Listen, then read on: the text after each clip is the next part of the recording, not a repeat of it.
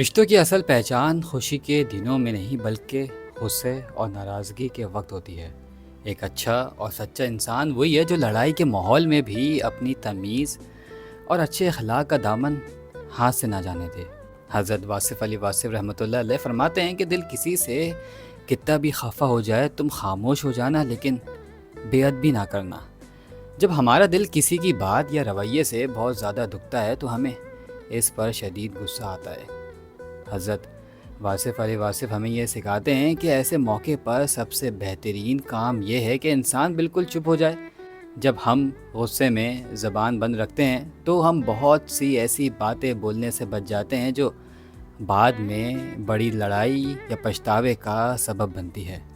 خاموشی اختیار کرنا کوئی کمزوری نہیں بلکہ اپنے غصے پر قابو پانے کا نام ہے۔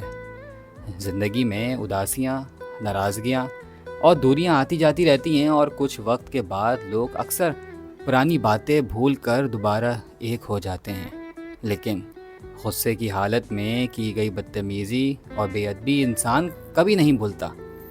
زبان سے نکلے ہوئے کڑوے الفاظ سامنے والے کے دل پر ایسا زخم لگاتے ہیں جو کبھی نہیں بھرتا۔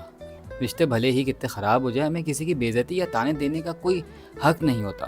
یہ خوبصورت بات ہمیں یہ بڑا سبق دیتی ہے کہ اگر کبھی حالات ایسے ہو جائیں کہ کسی سے دور ہونا ہی پڑے تو عزت اور شرافت کے ساتھ الگ ہو جانا چاہیے۔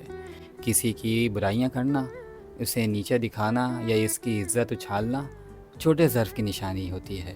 خاموشی سے پیچھے ہٹ جانا اور بدلے میں بدتمیزی نہ کرنا انسان کی اچھی تربیت اور اس کی اصل خوبصورتی کو ظاہر کرتا ہے۔